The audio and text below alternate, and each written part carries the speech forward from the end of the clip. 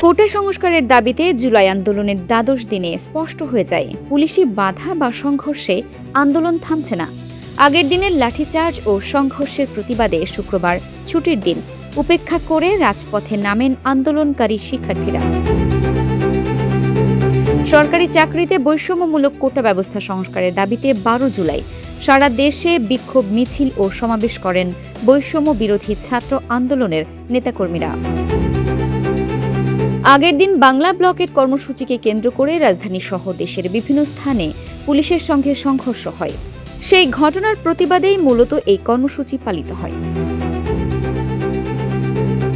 ঢাকা বিশ্ববিদ্যালয়ের কেন্দ্রীয় গ্রন্থাগারের সামনে জড়ো হয়ে বিকেল ৫টার দিকে বিক্ষোভ মিছিল নিয়ে শাহবাগে অবস্থান নেন আন্দোলনকারীরা। পরে ঢাকা কলেজের শিক্ষার্থীরাও সেখানে যোগ দিলে প্রায় সোয়া ১ ঘণ্টা শাহবাগ মোড় অবরোধ করে রাখা হয়। সমাবেশ শেষে বৈষম্য বিরোধী ছাত্র আন্দোলনের অন্যতম সমন্বয়ক আবু বাকের মজুমদার জানান, পরদিন ১৩ জুলাই দেশের ৬৪ জেলায় প্রতিনিধি সম্মেলন অনুষ্ঠিত হবে। এদিন জগন্নাথ বিশ্ববিদ্যালয়ের শিক্ষার্থীরা ক্যাম্পাসে বিক্ষোভ মিছিল করেন এবং সাভারের জাহাঙ্গীরনগর বিশ্ববিদ্যালয়ের সন্ধ্যায় বের হয় মশাল মিছিল। অন্যদিকে রাতেই শাহবাগ থানায় পুলিশের গাড়ি ভাঙচুর ও সদস্যদের উপর হামলার অভিযোগে একটি মামলা দায়ের করা হয়। রাজধানীর বাইরে অন্তত ১৫টি স্থানে কর্মসূচি পালন করেন শিক্ষার্থীরা। মানিকগঞ্জে মানববন্ধন কর্মসূচিতে বাধা দেয় ছাত্রলীগ। রাজশাহী বিশ্ববিদ্যালয়ের শিক্ষার্থীরা ঢাকা রাজশাহী রেলপথ অবরোধ করেন।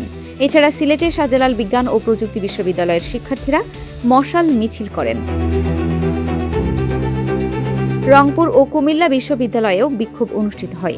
আন্দোলন নিয়ে সরকারের বক্তব্য আরও কঠোর হতে থাকে। তৎকালীন জনপ্রশাসন মন্ত্রী এবং আওয়ামী লীগের সাধারণ সম্পাদক ওবায়দুল কাদের কড়া হুঁশিয়ারি দেন।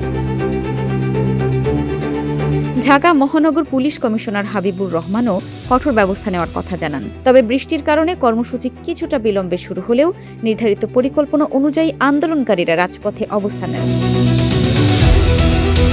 এবং আন্দোলন যে থামেনি বরং আরও বিস্তৃত হয়েছে সেটি স্পষ্ট হয়ে ওঠে।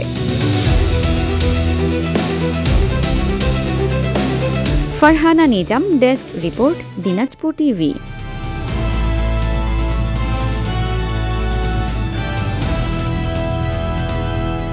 দিনাজপুর টিভি মানুষের জীবনের কথা বলে।